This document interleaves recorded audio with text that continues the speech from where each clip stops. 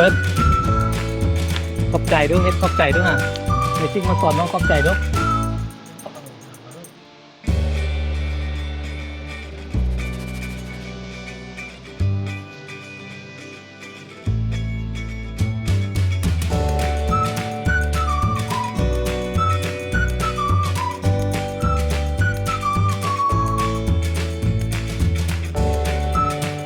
นี่เลยพี่น้องเมนูอันเลี้ยงฉลองครับก็คือที่เราเพิ่นมอบหมายหน้าที่ให้น้องมาชิมเฮ็ด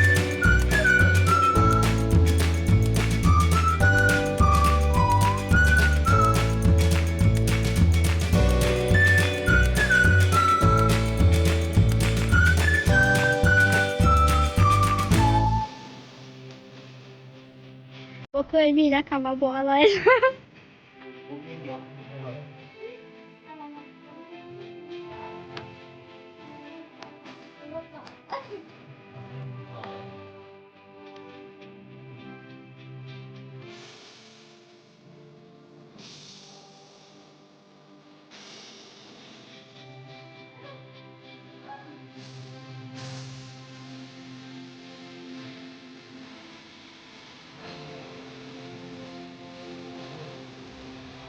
โอเคพี่น้องอันนี้ก็คือบอกเพิ่นจะเฮ็ดให้น้องน้องบ่เคยมีนั่นบอกว่าแบบนี้บ่เคยเฮ็ดนั่นบ่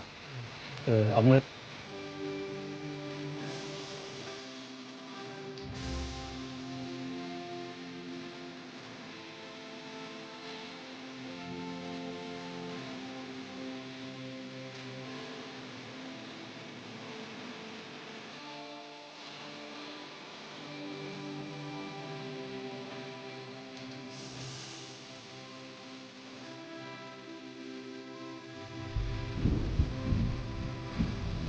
สบายดีพ่อแม่พี่น้อง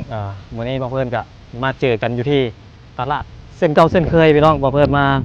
ภารกิจของบอกเพิ่นมื้อนี้ก็คือบอกเพิ่นจะมาซื้อเครื่องซื้อของอยู่ของกิน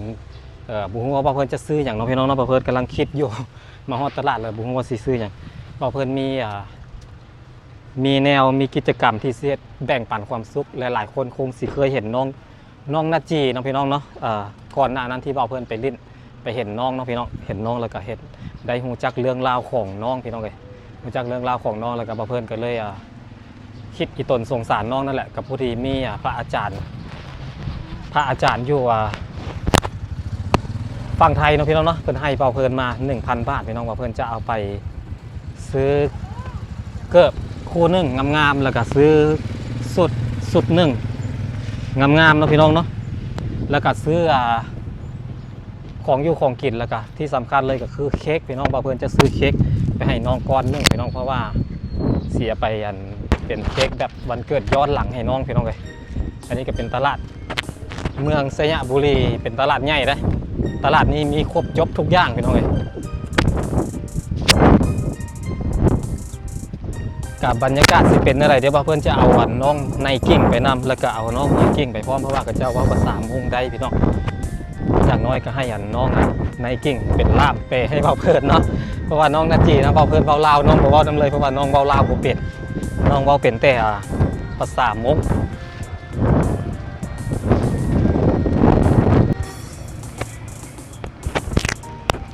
เดี๋ยวเพื่อนจะหาซอกเกิบคู่งามๆก้อนบัดนี้เอาแบบใดดีเนาะมันจังสีงามสับนี้กล้าว่าผู้ดีอยู่บ่น้องใส่ได้อยู่บ่นี่ใส่ได้อยู่บ่อยากได้สีชมพูเนาะเพราะว่าเพิ่นมักแบบนี้นี่มีสีชมพูบ่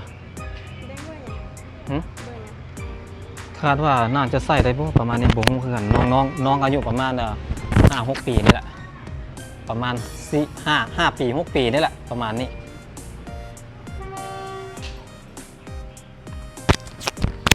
ตอนนี้เพื่อนเลือกซื้อเกือบน้องมักสีชมพูมันนั้นเกือบกับสีชมพูเสื้อผ้าสีชมพูหมดแต่มีแต่เบอร์น้อยแล้วมีแบบอื่นที่เป็นสีชมพูป่ะมีแต่เท่านี้ป่ะ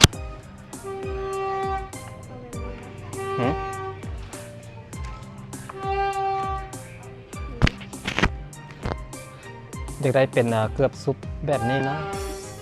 ผมมีเนาะเดี๋ยวไปลองเบิ่งหลายๆห้านก่อนพี่น้องเลยเพ ราะว่ายังมีอีกหลายร้านขายเกือบหลายได้ไปขอบใจเด้อมีแต่ของเล็กน้อยหมดเลย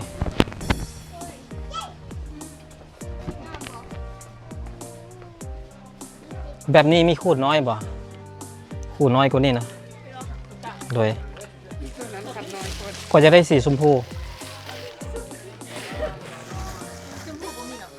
บ่มีแต่โอ้โหมักคู่นี้นะแต่ว่ามันใหญ่เกินมันใหญ่โพดเพิ่นจะได้คู่น้อยกว่านี้เพราะว่าคนน้อย32 33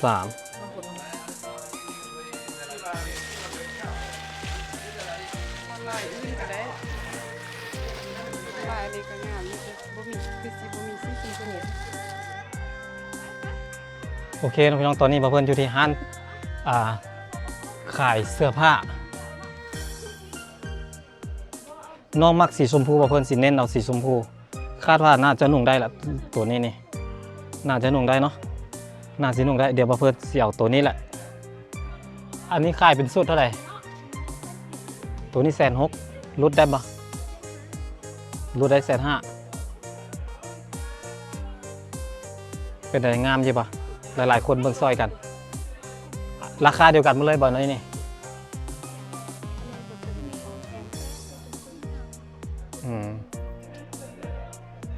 ตัวนี้150,000โอเค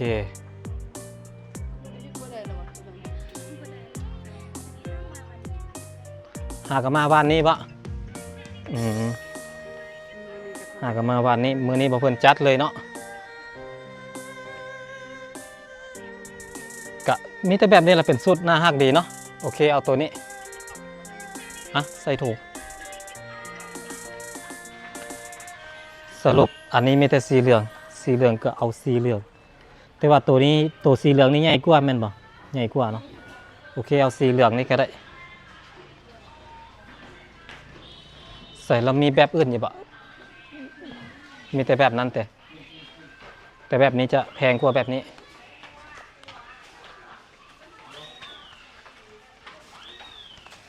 เป็นตาแพงเนาะโอเคเพื่อนเลือกเอาคู่นี้แหละคู่เท่าไหร่โอเค50ได้ปะ คู่50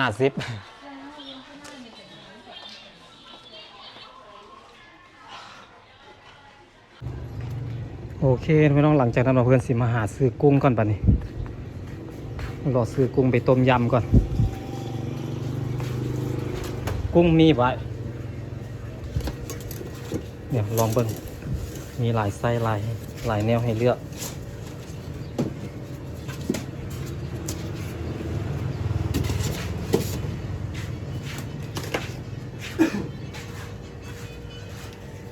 อันนี้กับอันนี้ราคาเดียวกันปะอันนี้ถึกตัวนี้140,000แต่ใส่ขอเบิ่งจับดีก่อน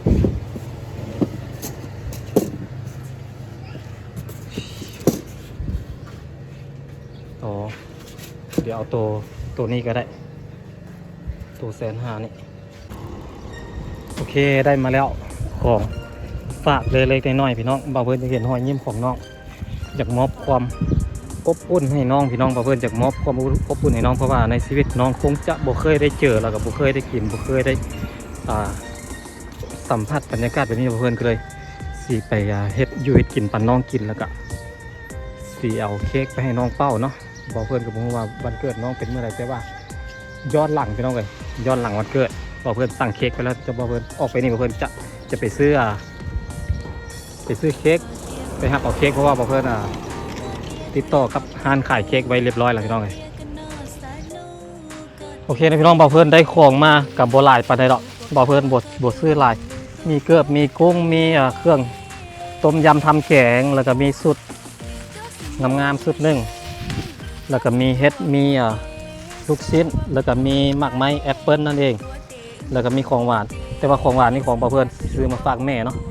บ่าวเพื่อนจะบ่ซื้อหลายก็เพราะว่าอยากเหลือเงินไว้ให้มันไปเหลือเงินไว้ไปให้น้องนะพี่น้องบ่าวเพื่อนก็เลยบ่ซื้อหลายก็เลยเอาสับนี้เนาะไปเดี๋ยวเราไปเอาเค้กแล้วก็เมื่อเลยบัดนี้กลับเลยบัดนี้พี่น้อง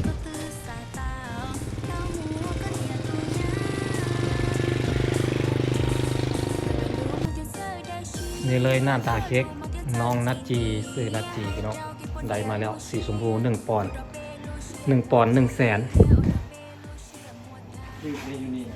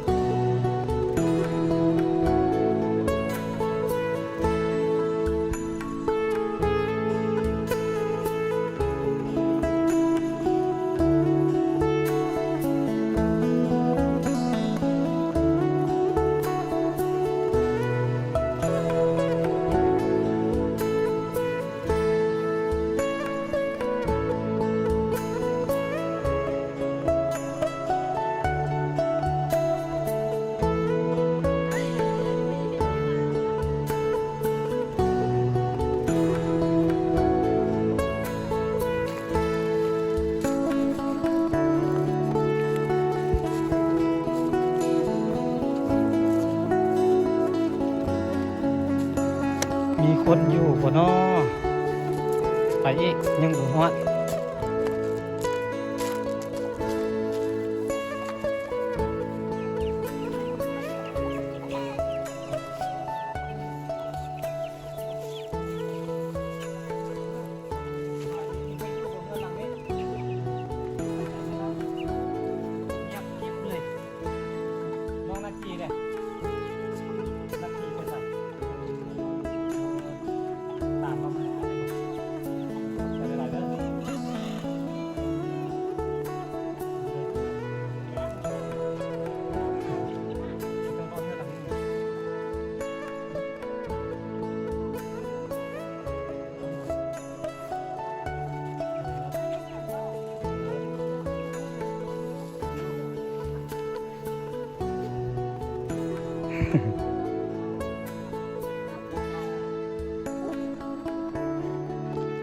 โอเคตอนนี้มาเพิ่นอยู่กับน้องสบายดีเอานายเก่งสบายดี สบายดีเด้อ สบายดีเนาะน้องนัดจีก็สบายดีเด้อสบายดีทุกคนเลย อ่ะโอเคตอนนี้มาเพิ่นอยู่กับน้องนัดจีแล้วแต่ว่าพ่อเฒ่าแม่เฒ่าน้องโบอยู่เขาเจ้าไปให้ไปสวนไปนอนพุ่นบะบ่ได้มาเนาะจักมือเขาเจ้าจังสิมา ตอน2-3 มือ 2-3 มื้อเนาะตอนนี้มาเพิ่นอยู่กับอันน้องซื้อหยัง คือเท่าตู้ทรง เฒ่าตู้ส่งเนาะตู้ส่งน้องก็อยู่นี่น้องเป็นลูกชายล่าเนาะเป็นลูกชายล่าคันในซักก็เป็นอ่าวเป็นนาบ้าวเนาะเป็นนาบ้าวของเป็นน้าของน้องนัดจีนั่นเองไปเดี๋ยวบ่เป็นหยังเนาะเดี๋ยวมื้อนี้ถ้าเกิดเราพ่อเฒ่าแม่เฒ่าบ่อยู่ก็เฮาก็อยู่เฮาก็เฮ็ดกันเองเลยเนาะไปเข้าไปในเฮือนไปเข้าไปได้บ่ ได้ไหม ไปพาอ้ายเข้าไปเบิ่งหน่อยมีหยังแน่อยู่ในเฮือน เครื่องของเดี๋ยวเขาเอาไป ไปนี่เลยเข้ามาน้องนาจีเข้ามาเด้อ เขา เข้ามาในพี่เดี๋ยวโอ้นอนกันแบบใดนอนแบบใดนี่เวลานอน นอนอยู่เฮือน จะไปนอนเฮือนใหญ่พุ่น นั่น แล้วน้องนาจีเดี๋ยวนอนใส่ นอนอยู่เฮือนนั่น นอนอยู่พุ่นอันนี้เป็นเฮือนครัวเนาะเฮือนเฮ็ดอยู่เฮ็ดกินนี่เด้อันนี้เป็นเฮือนเฮ็ดอยู่เฮ็ดกินพี่น้องบ่เว้าหลายอย่างพี่น้องมื้อนี้บ่าวเพิ่นมีกิจกรรมมามอบความสุขให้ไปออกมานอกพี่มันฮอดบ่าวเพิ่นมีกิจกรรมมอบความสุขให้น้องๆอยากให้น้องได้สัมผัสบรรยากาศความอบอุ่นเพราะว่าน้องขาดความอบอุ่นพี่น้องบ่าวเพิ่นสิมาเซอร์ไพรส์น้องเคยวันเกิดน้องเกิดเดือนใดปีใดฮู้อยู่บ่ บ่ฮู้ บ่ฮู้เนาะเราเกิดช่วงเดือนหยังฮู้ปะช่วงหน้าฝนหรือหน้าร้อนบ่ฮู้เนาะ บ่ฮู้ เพราะว่าน้องอายุจักปีละ ประมาณ5 ปีฮอดบ่ กาย ไกลเลยดิ ประมาณ6 ปีเต้แล้วตอนนี้เจ้าจักปี อันนี้นะ โดย 16เลยดิ 16 ปี แสดงว่าตอนน้องน้องนักจีเกิดนี่อันนาบ้าวของเรานี่อายุอัน10 ปีพี่น้องเรากับบุ้งหูนะเพราะว่าอายุเรา10 ปีน่าจะประมาณนี้เนาะกับบ่ได้ใหญ่เด็กน้อย10 ปีก็ใหญ่กว่านี้น้อยหนึง คือวันนี้ที่นะ เออรุ่นเดียวกันกับน้องไนกิ้งเนาะเข้าโรงเรียนแล้วบ่นี่ บอกเขานะ ยังพอได้เรียนบ่ มีน้องกับบอกเด็กเขาจะรู้เรื่องเลย น้องยังบ่ได้เรียน ปีหน้าให้เรียนเนาะปีหน้าเนาะปีหน้าให้ไปโรงเรียนเพราะว่าน้องพร้อมเรียนแล้วพอเบิ่งเหือฮะเอาเซ็ตเหือเด้อเซ็ตเหือนี่ เราก็อยากเงิน เอาเสื้อเซ็ตเหือฮ้อนเหือลาย อันเป็นพี่น้องกันกับเป็นพี่น้องกันกับน้องอาลีหั่นบ่น้องอาลีบ้านผาซ้างหั่นน่ะ อาชีพคนช่างอ่ะคนช่างเนี่ยนะ แม่นบ่เพราะว่าพ่อของเรานี่เป็นน้องชายของแม่น้องอาลีบ้านผาซ้างหั่นแม่นบ่ เงินดิ แม่นแล้วเนาะหน้าตาเขาเจ้าก็คล้ายๆคือกันเด้กับน้องอาลีพี่น้องนี่ อันนี้ก็เป็น คือน้องของน้องอาลี เป็นทายาทเป็นเสื้อสายทายาทของน้องอาลีเด้ออันนี้เนี่ยหน้าตาเขาเจ้าก็คล้ายๆคือกันเลย มาไอมีเกือบมาให้มาใส่เอาเกือบมาดูเมยเก่งเอาเกือบมาให้น้องเบิ่งด้วยใส่ได้อยู่บ่ เข้ามา สิน้อยบ่ได้ไอ้ยันน้อยอยู่ไอ้ว่ะ ฟิยาบอกว่าบ่ได้ เอาลองทอดออกมาซุปเบิ่งดูล่ะ ขี่เจ้าชักเข้ามา จะหนีนะสิได้แต่ว่าสนาม ผู้ดีเนาะเอ้ยผู้ดีบ่ได้ใหญ่บ่ได้ยาวเด้ ไอ้เพื่อนเฮ็ดสนาม เอาใส่ไปเลยใส่ซุปไว้ก่อน เจ้าแก่เจ้าแก่ ซุปไว้ก่อนเด้อนี่เด้ เดี๋ยวมันก็ย้ายเอง ที่จริงแล้วน้องมักสีชมพูแต่ว่าสีชมพูมันบ่มีพี่น้องไอ้บ่เพิ่นก็เลยจำใจต้องได้เอาสีเหลืองเนาะ ซุปปลาเดี๋ยวก็ย้ายเอง เดี๋ยวใส่ไปใส่มามักเยอะเอาใส่ถุงไว้น้องเก็บไว้น้องอันนี้เอาไว้ใส่เวลาไปเล่นไปเที่ยวอันนี้ตอนนี้ก็ใส่อันคู่นี้ไปก่อนแล้วเอาเสื้อมาเบิ่งดูฮะเสื้อน้องกล้าบ่นุ่งได้บ่เอาสุดมาให้น้องเบิ่งดูสุดงามๆสุดหนึงได้เนาะแล้วเสื้อได้แท็กเบิ่งดูมีกระเป๋าพร้อมได้เสื้อน่ะมีแถมมันอันนี้พร้อม ใส่เงินกิฟต์ มันมีเงินใส่ได้เฉพาะ มันมี มันใส่บ่ได้เอาทายเอา ว่าเปิด ใส่นี่ แล้วก็ใส่ไว้ เอาแขนมาทางนี้ เอาแขนมาทางนี้ นี่ นี่เด้นุ่งได้อยู่เนาะผู้ดีเนาะ โอเคผู้ดีเป๊ะเลย น้องมักสีชมพู เอาใส่ถุงไว้ เก็บไว้บัดนี้ เก็บไว้ก่อน อันนี้ก็เอาออกมาก่อน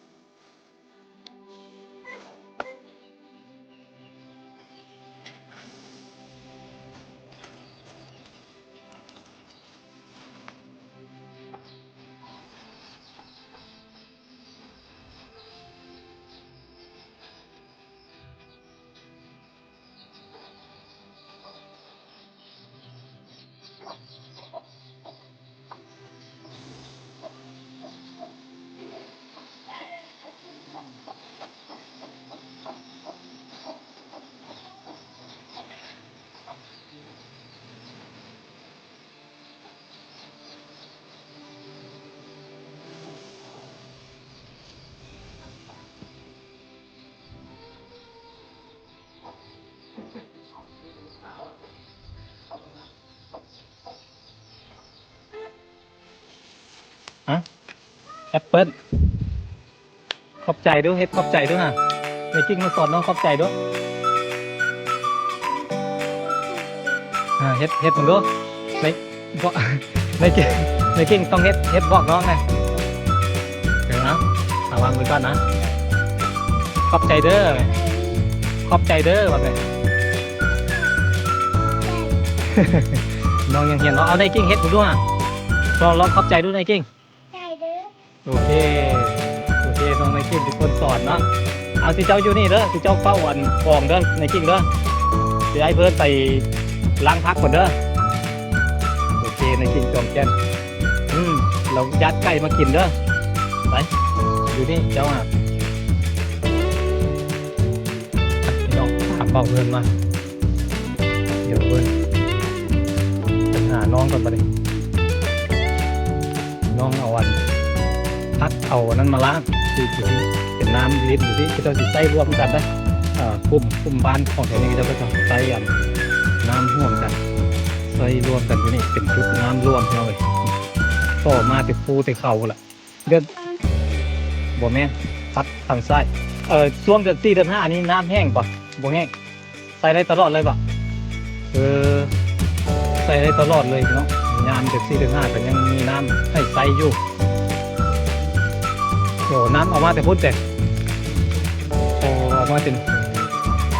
เหนือพุ่นเนาะแล้วแถวทางพุ่มทางพุ่นทางพุ่นใส่น้ำคนละห้วยป่ะคนละห้วยแต่ว่ากลุ่มแถวนี้โน่นแถวนี้ก็จะใส่น้ำใส่นี่ไปต้องไงต้นหน้าบอกเพื่อนนี่แหละปลูกผักซ้ำน้ำไหลมาน้ำบกขาดเพราะว่าป้าต้นน้ำก็จะบริถามันก็เลยเฮ็ดให้มีน้ำมาตลอดปีตลอด กับบานก็ใส่น้ำซ่องห้วยเด็น้ำพอกว่าไล่ที่บาน บ้านเฮาเราใส่น้ำสายห้วยเดียวเนาะเบิดบ้านเลยใส่น้ำห้วยเดียวกับบานเขาก็ย้ายเลยน้ำพอกว่าไล่อีกเขายังซอเขาเหนื่อยที่ใส่ไปก่อนใส่ โอเค ใส่ไปหอดบานละซ้ำคุณแบบ แต่เดี๋ยวนี้ไปบ่ฮอดละเดี๋ยวนี้ไปบ่ฮอดละฮอดแต่เงินอ้ายกันยังบ่ฮอดซับ ที่จะก้อนน้ำแน่ก้อยเพิ่น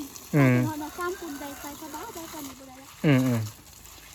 โอเคน้องในกิ่งล้างเหมยกิ่งล้างกุ้งปกติก็ได้กินอยู่บ่พวกกุ้งพวกอาหารทะเลเนี่ยบ่ค่อยได้กินเนาะโดนเถอะนึงมื้อนี้อายเฮ็ดปั่นกินอยู่เฮือนเลย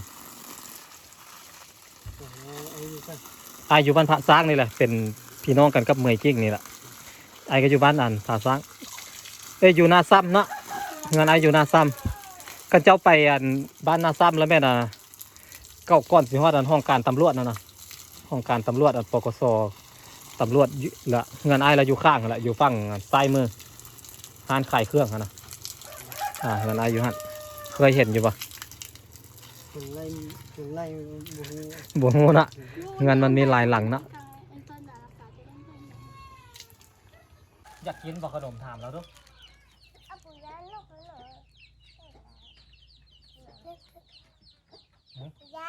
ยากวะถามเราดูเราถามเราว่าเจ้าก็ดีใจบ่ถามดู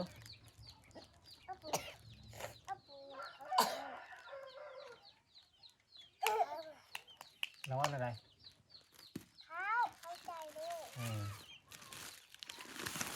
ถามเราดูนี่ขนมอันนี้เราเคยกินบ่อ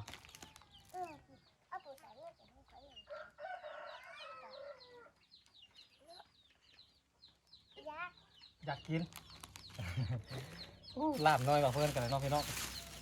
นี่ขนมนี่อยากกินบ่ถามเราดู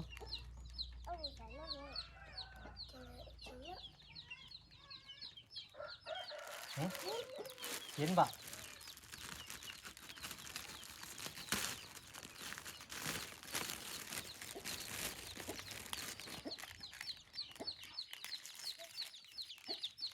อันน่าเจีย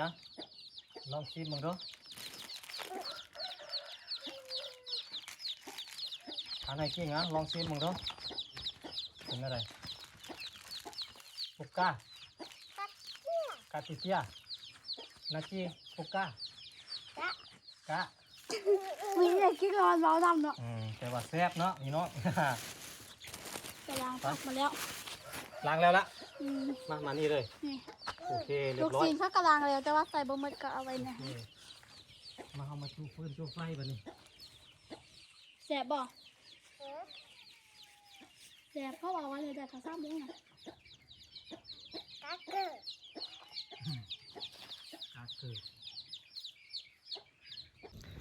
นี่เลยพี่น้องเมนูอันเลี้ยงสลองเฮาก็คือต้มยำป่าต้มยำกุ้งเนาะพี่น้องเนาะนี่สิเป็นออกมาในใดนั้นถ้าเบิ่งไปน้ำกันพี่น้องเลยแต่ว่าลูกชิ้นนี่รู้สึกว่ามันหลายโพดบ่เพิ่นจะแบ่งให้น้องเอาไว้ให้ก็จะเอาไว้กินเนาะพี่น้องมันหลายโพดเอาออกก่อนโอเคเดี๋ยวบ่เพิ่นมอบหมายหน้าที่ให้น้องเมย์กิ้งเฮ็ดเมย์กิ้งอันนี้น่ะจะตัดครึ่งนี้นะตัดแถวนี้แล้วเอาไปโยนใส่หม้อเด้อพักกันนั้นดิไว้ตอนปรุงบ่ ไว้ตอนปรุงเอาไปโยนใส่หม้อเลย มักเล่นก่อนใส่เลยเนาะ โอเค น้ำกระโพดเลยดิ มักเล่นกับไปปาดใส่เลย บุกไปนี่บุกไปย่างเด้อบ่ต้องรับมาทำให้มันร้อนจังไปเห็นเขาอยู่ไม่อยากกิน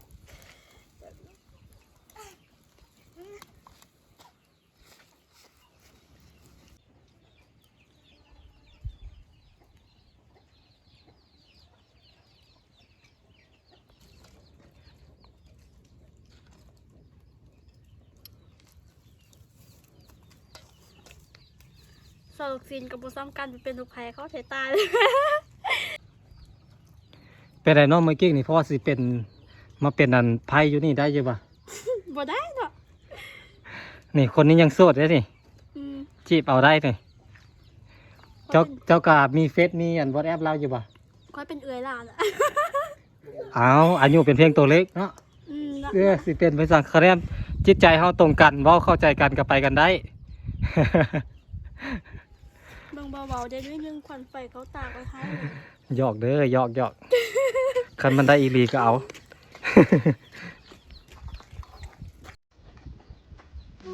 ผู้นี้แหละอายุซ้ำกัน16 ปีซ้ำกันเลยเราคำ16เมื่อกี้มาเป็นไพ่ห้อยแกงที่จะเป็นอย่างเจ้า ว้าไอ้เถิดต้องมาไว้แก่ไว้ไปไว้แก่เลยไว้ป่วย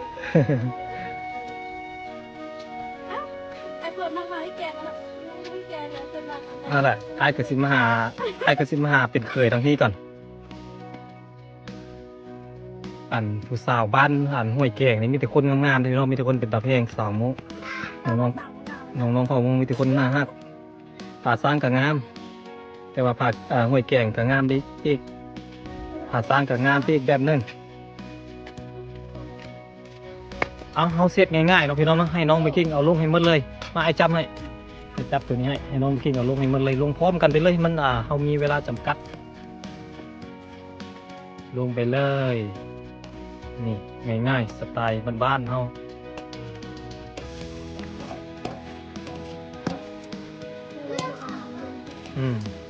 โอเคโคตรเอาพักเอาอย่างลงไปไหมโคตรลงไปไหม กินถ้าใส่กูลงไป ไอ้พวกเราขนมให้น้องก่อนเอาลงนะ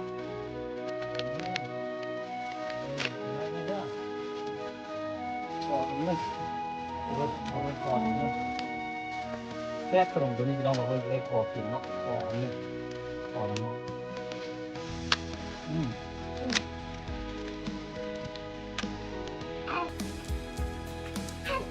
ระหว่างนี้เราก็รอท่าต้มยำกุ้งเขาแล้วพี่น้อง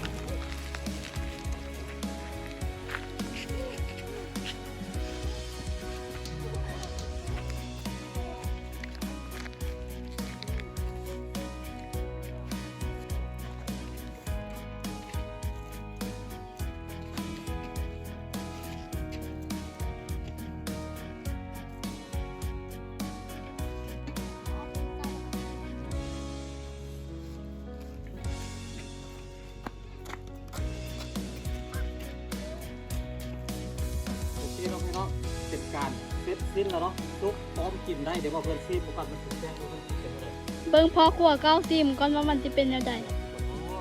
คักอยู่บนเนาะ ผมเคยมีนะเขาว่าบทแซ่บเขาเคยมี บ่เคยมีนะคำว่าบ่อร่อย ผมมีเหลือไอ้เห็ดแต่ละญาติเนาะแต่ว่าหลายดีแล้วแต่ว่าเขาจะกินใช่ป่ะถ้าเอาให้กินมันจะเป็นยัดมืดแหละเพราะว่ามันแซ่บ แซ่บยังบ่พอแซ่บอีกเนาะโอ้ยหอมหอย เนาะกันซีเลย เป็นสี่เลย ในจริง แซ่ ไอ้คนฉันก็ได้ก็เมื่อกี้นะ แซ่บเหมือนเราเลยแซ่บมากเลยเอาถ้วยมาเลยเอาถ้วยมาตั้งเลย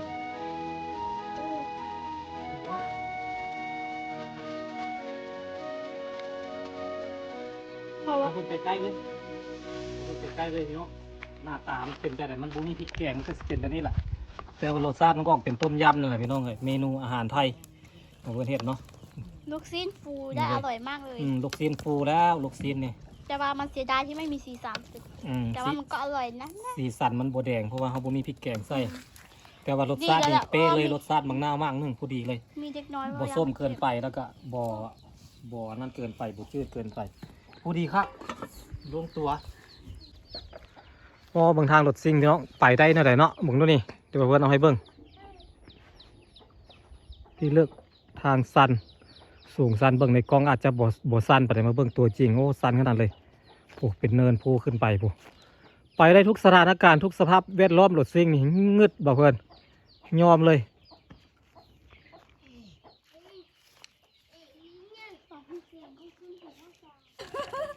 จินตนาการ คือเราเฮ็ดคลิปเนี่ยเปิดเลยโยนทิ่มเลยเนาะโอ้เฮ็ดได้แบบนั้นน่ะนี่บ่เป็นแนวเลย อันนั้นก็ไม่มีที่ชีวิตแล้วอันนั้นมันก็ยังเคยคลิปตลกเนาะ เฮ็ดคอนเทนต์ของเขา ค เนาะ อนเทนต์ใส่เกลือกันแล่ยุคุณมาใส่บักแห้ง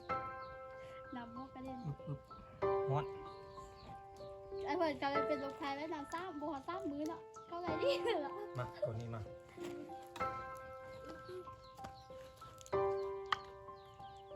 เขาบอกเอาออกวันที่เขาตักน้ำแล้ว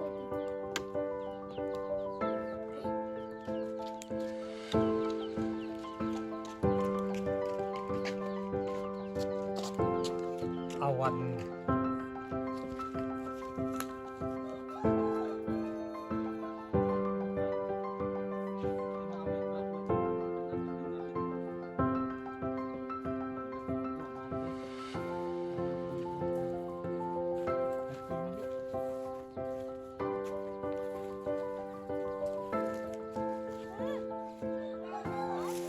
นั่งนี่เลยนี่นั่งเลยนั่งเลยเอาบ่วงมาไปบ่วงมาจี้มานั่งนั่งลงนั่งลง อาหารพร้อมเสิร์ฟ นอมอ กินน้องในกินเป็นย่าง กองประสาทนอมอ จะไปเห็นย่างมาชัวเพื่อน โอ้โห จองแกนเด็กดื้อจะไปเห็นย่างมา ดื้อเลยความดื้อได้นี่นะ มันชัวเพื่อนเจ้าบอกไปบอกสิบอกไปว่าจะเห็นย่างมาจ้ะตั้งที่ไหนได้ เฮ็ดตั้งเฮ็ดกี่ดื้อป่ะจะเฮ็ดไงพุ่นหันหน้าไปพุ่นหันหน้าไปพุ่นตั้งเพื่อนแล้วจะเห็นย่างได้มันเป็นย่างนั้น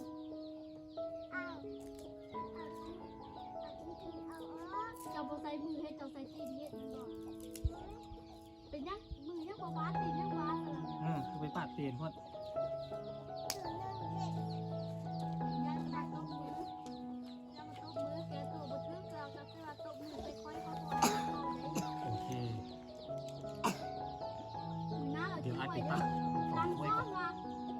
ในกินบ่ได้ยังเป็นเด็กน้อยอยู่ใส่กินยังไงเด้ออย่ามาพูดนะแกตัวบ่ถึงแล้วเออบ่ได้เลยมันเจ็บมาเลย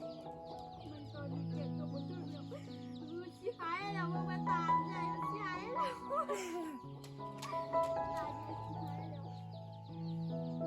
ถ้าเอาตอนนั้นตัวหอจะลงก่อนนะ อย่าลืมเด้อพาอยู่ดีเด้ออ่ะมันจังเงินอ่ะตัดเลยกินเลยถ้ามีข้าวกับข้าวมากินถ้าบ่มีบ่กินก็ได้กินเลยข้าวมื้อละบ่ได้หุงเอาบ่เป็นหยังเอากินเลยนั่งเลย กินเลยเด้อไม่กิ้งเด้อ ก็เลยมันคือปังแค่คนละน่ามาสาน อืมแซ่บ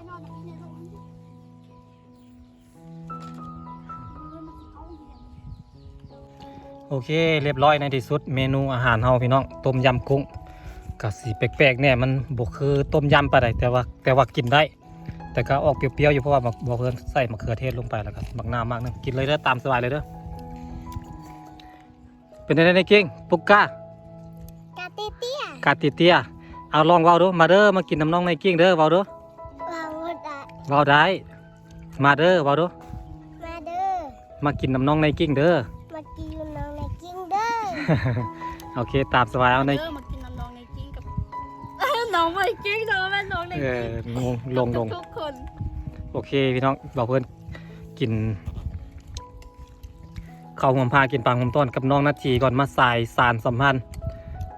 ยับเข้ามาอีกไหมยับเข้ามาอีกไก่พวดนี่เข้ามาเลย กับน้องนัทจีแล้วก็น้องอย่าก็ไอเริ่มละผู้นี้ตู้ส่งน้องตู้ส่งน้องพี่น้องเนาะล่อได้เราได้หน้าตาดีได้ในปานเกาหลี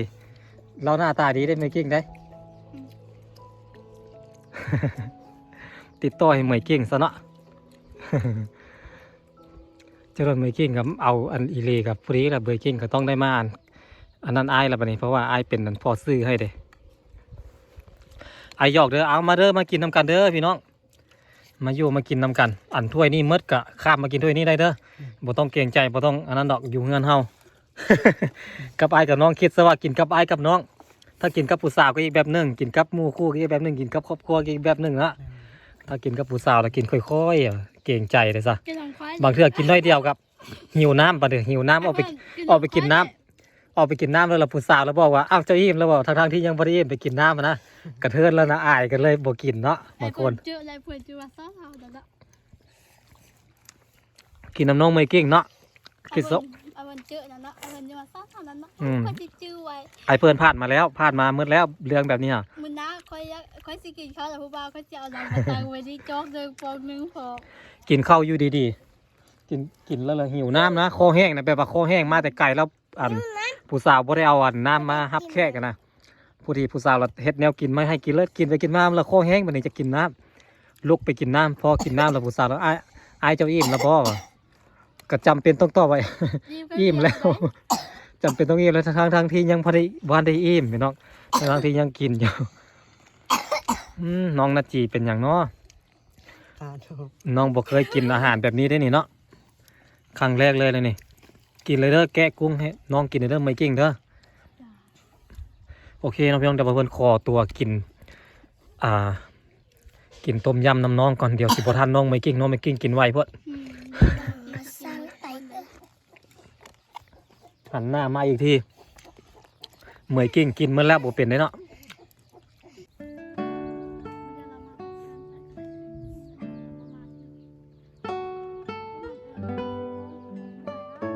กินกุ้งไหมนายกิ้งกินกุ้งนี่นาทีเดี๋ยวให้แกให้เด้อต้องเห็นกุ้งโอ้มาเข้ามากินนี่เล่นไหมกิ้ง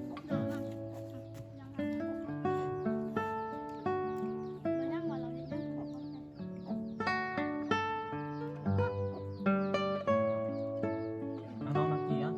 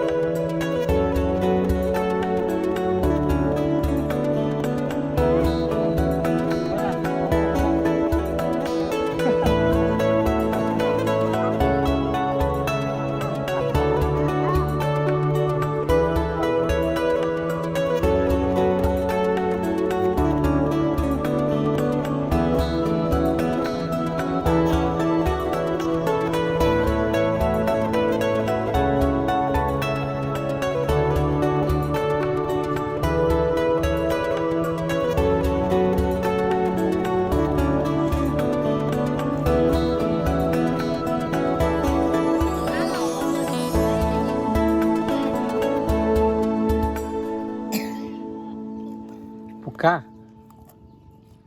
อ่านเล่าปุกก้า อันน่ะ กาเกอร์อ่านเนอร์แล้วอะแต่จริงคือกาเกอร์นั่นแหละ จิบหัวกุ้งกัน2 คนกินแต่หัวกุ้งคือกันเลยเบิ้งคนนี้กินก็คือกันเลย อันนี้เราดูดอันนี้เราอมนะ เรางามได้น้องพวกนี้นะคันเราใหญ่นะคนใหญ่เนาะ พยานจะ คือสิคือสีใหญ่สีสูงกับคนนี้นี่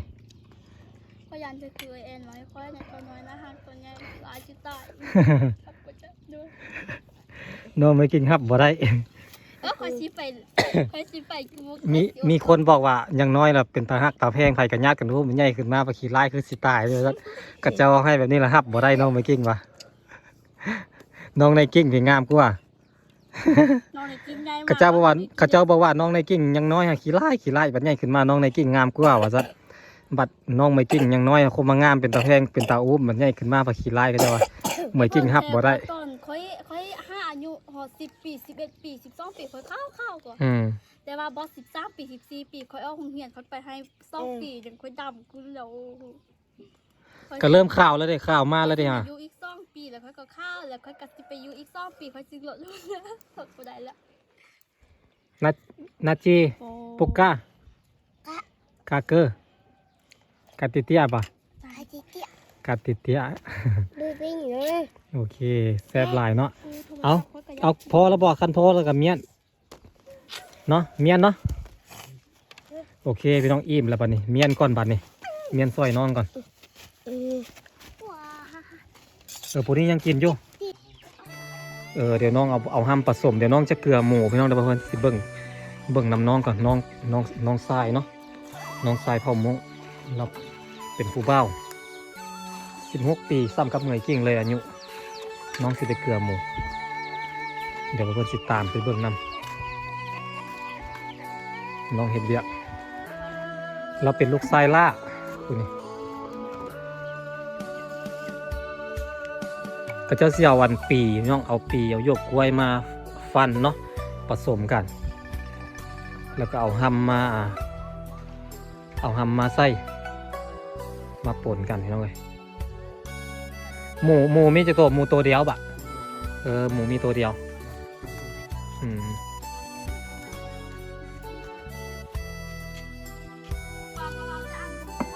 โอเคพอดีน้องใส่ไป2 ถ้วยครึ่งเพราะว่าหมูตัวเดียวเนาะมันกินบ่หมดดอกกินพอให้มันกินพออิ่มแล้วก็ย่างพี่น้องให้มันกินพอแบบว่ามันอิ่มแล้วมันต้องตุ้ยนะ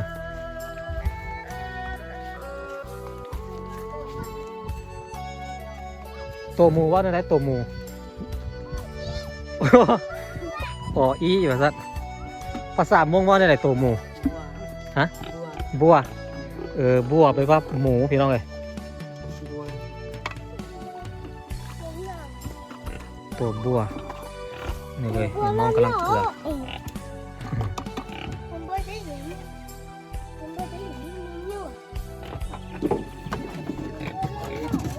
นี่เลยอัดเกลือทางหมูเป็นกระตุกนะกระตุกป้า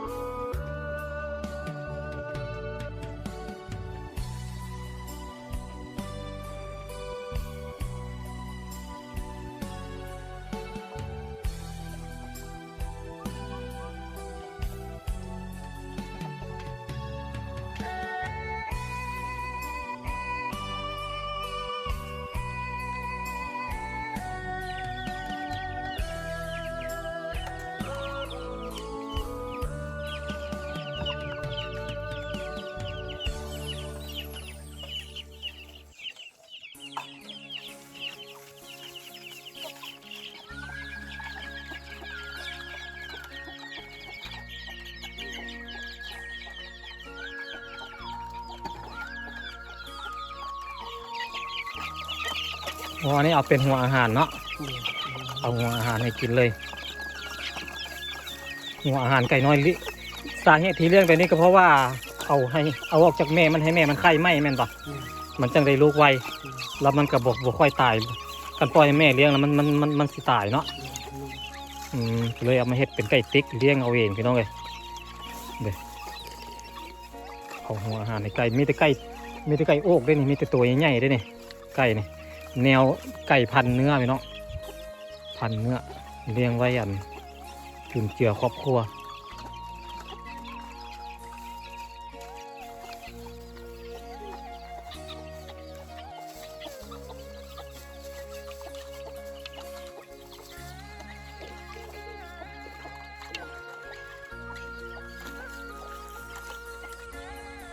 โอเคพี่น้องอันนี้ก็คือบ่เพิ่นจะเฮ็ดให้น้องบ่เคยมีแม่นบ่ว่าแบบนี้บ่เคยเฮ็ดแม่นบ่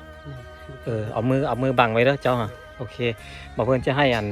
น้าบ่าวของเราเป็นคนจับเค้กไปให้หลานของตัวเองเป่าเค้กเนาะไปเอาลองซอยกันเด้อพี่น้องเด้อ Happy birthday to you Happy birthday to you Happy birthday Happy birthday to you นี่วันเกิดย้อนหลังให้น้องนาจีเด้อเอานั่งลงก่อนโอ้มอดแล้วพี่น้องเดี๋ยวให้น้องไม่กิ่งจุดให้อีกเทื่อหนึ่งนี่แฮปปี้เบิร์ดน้องนาจีเด้อนี่เอายิ้มมีความสุขมื้อนี้เป็นวันบอกเพื่อนย้อนหลังให้น้องผมว่าวันเกิดน้องมื้อใดแต่บอกเพื่อนย้อนหลังให้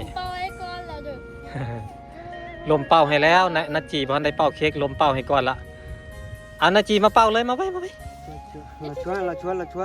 วยจากน้องกับตัวเอาเป่าเลยเพียงนี่ตบมือ มันเกิดน้องนาจีมื้อนี่เอาเซลฟี่น้องพี่น้องนาจีแน่เบิ่งกล้อง1 2 3โอ้คือกันกับผู้บ่าวกับผู้สาวเลยน้องพี่น้องไม่กิ้งยับเข้าแน่ พูดดีเลยไม่กิ้งกระโซดน้องผู้นี้กระโซดคือกันนะเอาโอเควิดีโอ โอเคเอามาตัดเค้กป่ะนี่โอเคมาตัดเค้กเอาเค้กมาตัดอันนี้ให้เจ้าเห็ดเลยดึงออกนัดจีนี่น้องนัดจีนี่ซื้อนี่ทิมเลยกินบ่ได้เอาทิมเลยอันนี้กินได้เด้ออันนี้เด้ออันนี้กินได้อันนี้ลองให้ในกิ้งอันนึงให้น้องอันนี้ผู้นึงน้องนัดจีอันนึงแกะก่อนเด้อแกะก่อนแกะให้น้องด้วยมวยกิ้งแกะเป็นบ่แกะแบบในกิ้งนี่ในกิ้งสอนนี่ในกิ้งเฮ็ดแล้ว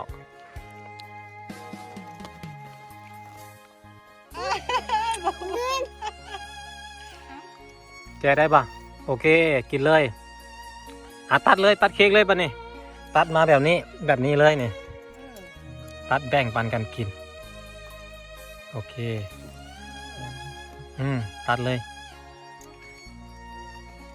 เจ้าก็เคยมีวันเกิดอยู่ป่ะเคยจัดวันเกิดแบบนี้อยู่ป่ะบ่เคยเลยถือซะว่าเป็นวันเกิดเจ้านำเนาะมื้อนี้เนาะ ถือซะว่าเป็นวันเกิดน้องนำเดี๋ยวไอ้จะส่งหุ้มให้เด้อเอาบัดนี้เอาถ้วยมาแบ่งนี่เอาถ้วยแบ่งเอาไม้กิ้งเฮ็ดดูเจ้าเป็นผู้หญิงหั่นบัดนี้เอากระดาษไม้กิ้งเฮ็ดแล้วก็แบ่งให้เจ้าของวันเกิดก่อนเลยดูดิให้น้องนาจีก่อนนี่ให้น้องนาจีบัดนี้ก็ให้มันซ้อนกันเนาะบัดนี้เอาให้ผู้บ่าวหั่นบัดนี้น้องไม่กินเสี่ยวสุดท้ายให้น้องนายกิ้งบัดนี้ให้จอมแกนจอมขี้ดื้อจอมแกนจอมขี้ดื้อก็มานำเด้อมื้อนี้เด้อนี่เอากระดาษ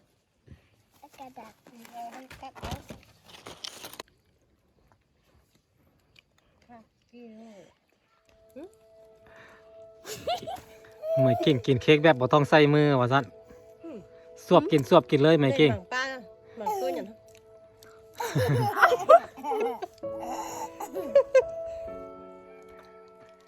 อันอย่างนั้นพูดจริงอ่ะ เปื้อนมาแล้ว เค้กเราอย่างไรเค้กปลาล่ะอืมอืมอืม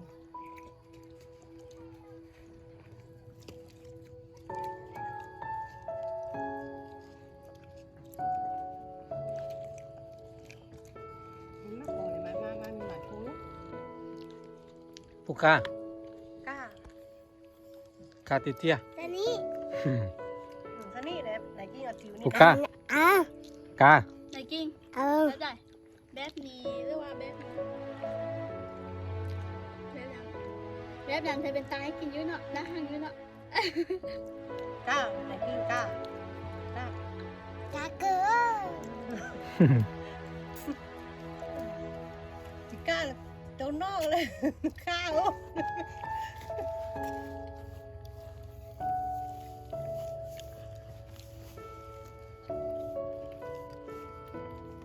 วนี้ซึ่งบางอย่างนี้ nhưng bây giờ tôi đi qua nóng nồng nấu cho tôi ăn không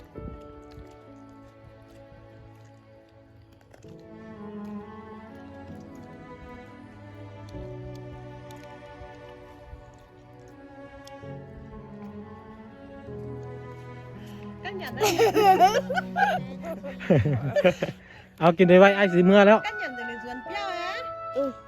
เพราะว่า เห็นละกินปานมาเลยบัดนี้ นายเก่ง กัน90 นาที หมาน้อยกินเค้ก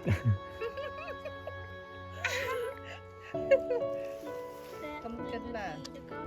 เขาต้องทายทุกๆวิ เต็มนี้เต็มกับเป็น10 นาทีบ่90 นาทีอะ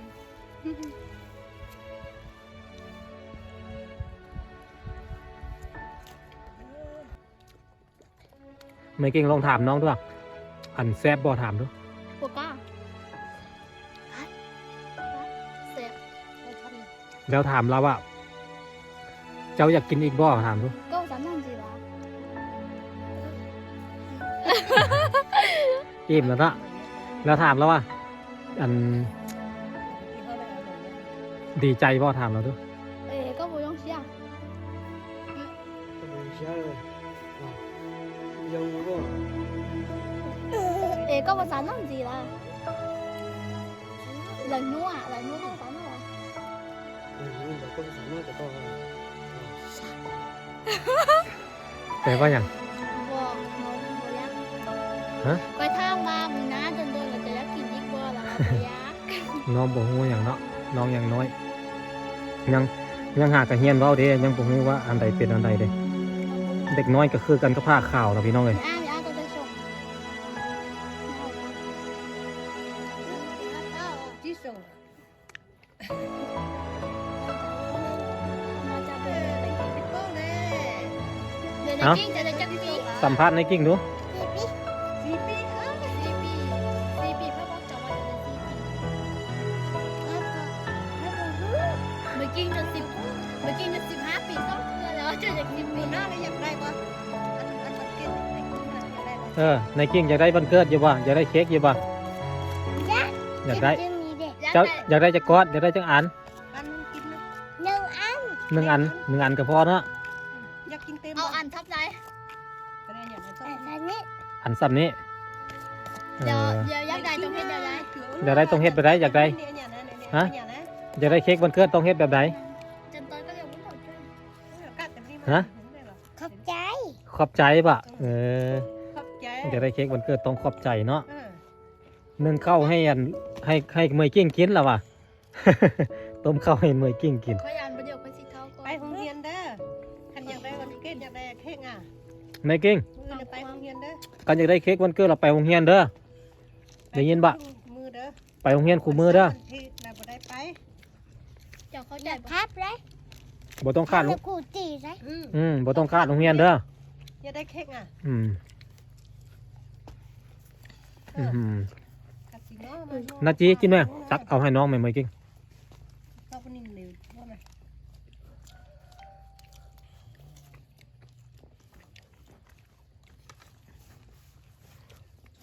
น้องนาจี ไหนกันนี่บ้านมีหายหรือไม่ลงที่มา อ่ะก็ป้าก็แม่โมเขาเตือน แล้วเหรอจ๊ะ ฮะ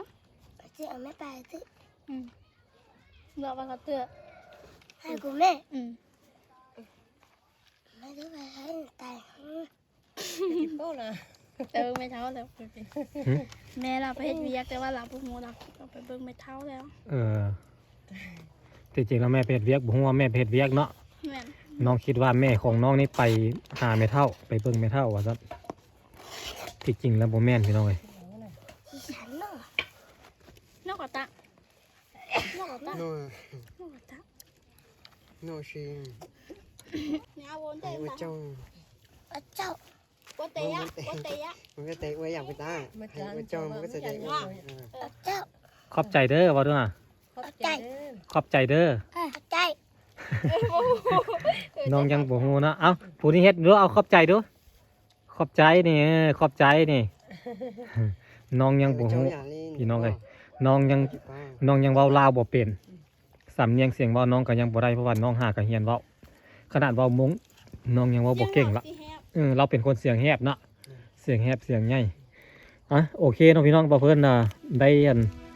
มามอบความสุขให้น้องแล้วมื้อนี้ได้อยู่ได้กินมอบความอบอุ่นให้น้องโอเคเนาะพี่น้องเนาะที่ว่าเว้าเพิ่นมาเฮ็ดแบบนี้เฮ็ดมื้อนี้ก็เพราะบ่ดราม่ากันเด้อพี่น้องเด้อเพราะว่าหลายๆคนอาจจะคอมเมนต์เดี๋ยวเพิ่นเว้าเพิ่นขอเว้ารักไว้ก่อนเนาะ หลายๆคนอาจจะมาคอมเมนต์ว่าบอกว่าเป็นหยังคือบ่ซื้อของใช้จำเป็นให้น้องบ่เพิ่นก็บ่ได้มีงบหลายงบที่ได้มานี่ก็เป็นงบของพระอาจารย์จากทางฝั่งไทยเนาะซึ่งเพิ่นบ่ได้บอกว่าเพิ่นมาจากไสแล้วก็ซื้อหยังเพิ่นมีแต่บอกว่าเพิ่นอยู่ประเทศไทยพี่น้องเพิ่นโอนเงินให้บ่เพิ่นมื้อเป็นโอนให้มื้อนี้แหละบ่เพิ่นก็มาเลยบ่เพิ่นโอนให้บ่เพิ่นปึ๊บบ่เพิ่นก็ฟ้าวมาเลยเป็นจำนวนเงิน 1,000 บาทพี่น้องบ่เพิ่นก็เลยมาเฮ็ดแนวอยู่แนวกินปันน้องกินบ่เพิ่นก็ตั้งใจที่แรกบ่เพิ่นว่าจะมาร้องเพลงให้น้องฟังแน่แหละเอากีตาร์มานำแต่ว่าบ่เพิ่นบ่มีเวลาหลายปานนั้นบ่เพิ่นก็เลยบ่ได้เอากีตาร์มานำเนาะบ่เพิ่นเอาไว้อยู่ร่วมเพิ่นโอเคเนาะพี่น้องเนาะบ่เพิ่นก็ต้องขอบคุณขอบใจหลายสิ่งที่บ่เพิ่นมาเฮ็ดแบบนี้ก็เพราะว่าอยากให้น้องได้รับความอบอุ่นอยากให้น้องมีความสุขเพราะว่าชีวิตของน้องก็สิเจอแต่เรื่องงานที่บ่ควรเจอเนาะพี่น้องเนาะหลายๆเทื่อแม่เฒ่าเพิ่นบอกว่าไปเจอกันพ่อก็ลูกให้หาพ่อนะแต่ว่าพ่อบ่สนใจใยดีลูกเนาะเด็กน้อยเนาะพี่น้องเนาะก็ต้องเห็นพ่อเห็นแม่ก็ต้องให้เป็นเรื่องปกติแต่ว่าพ่อบ่สนใจพ่อก็บ่ได้อยู่พ่อก็อยู่แถวนี้แหละแต่ก็มาไกลมาแถวนี้ก็บ่ได้เคยมาเล่นน้ำลาวเลยบ่ได้เคยมาเล่นน้ำน้องเลยก็อีต้นน้องอยู่บ่เพิ่นก็ได้น้องก็อาศัยอยู่กับ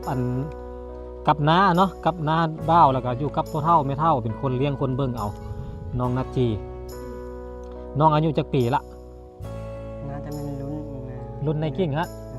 อายุซ้ำกันกับน้องในกิ้งก็แสดงว่าประมาณ5ปีพี่น้องเอ้ยประมาณ4-5 ปีนี่แหละอายุน้องกับประมาณนี้เพราะว่าน้องยังบ่ได้เข้าโรงเรียนเด้อา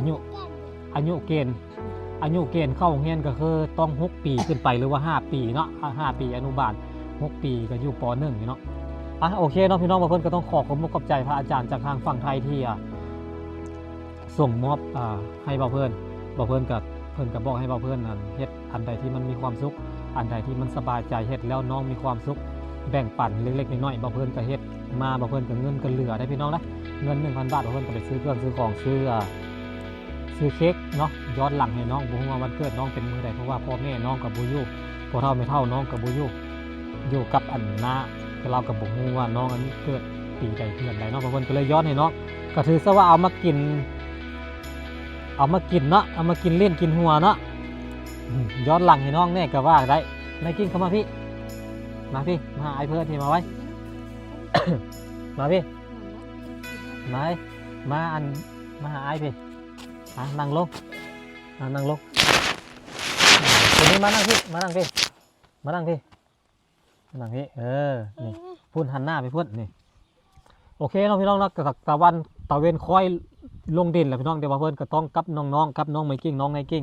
กับแม่แล้วก็เพื่อนก็ต้องขอตัวอำลาพาจากเดี๋ยวเพื่อนมีเงินเหลือเงินเพื่อนถึงว่าเพื่อนจะไปซื้อหันซื้อนี่เพื่อนก็เหลือเงินไว้ให้น้องอยู่ได้นี่1 2 3 4น้องพี่น้องเนาะผู้ดี200,000พี่น้อง200,000 กีบ200,000 กีบกับเป็นเงินกับสิประมาณ300-400นี่แหละพี่น้องเพื่อนจะเอาให้น้องอันนี้เจ้าอันนี้ไอ้เงินนี่ไอ้เอามอบให้น้องนาจีเด้อแล้วเจ้าเราเป็นผู้ใหญ่แล้วเจ้าเก็บไว้ให้น้องแล้วก็พ่อแม่เจ้ามาก็เอาให้กับเจ้าถือไว้ให้กับเจ้าเก็บไว้ให้น้องเอาไว้ซื้ออยู่ซื้อกินซื้อข้าวต้มขนมให้น้องกินนั่นแหละเป็นเงินเล็กๆน้อยๆแล้วเพื่อนก็ได้ ได้สุดหนึงแล้วก็ได้มากนั่งจับดิแล้วก็ได้มากแอปเปิลโลนึงแล้วก็ได้อันเค้กก้อนนึงแล้วก็มีกุ้งพี่น้องมีของอยู่ของกินตามที่เห็นในคลิปเลยเนาะโอเคน้องพี่น้องเดี๋ยวมาเพิ่นกับน้องๆไปก่อนเด้อบัดนี้เอาไว้เจอกันในมื้อหน้าสำหรับวันนี้สบายดีพี่น้อง สบายดีสบายดีสบายดีน้องเนื้อจี้เอาสบายดีแบบนี้สบายดีเอาบายบาย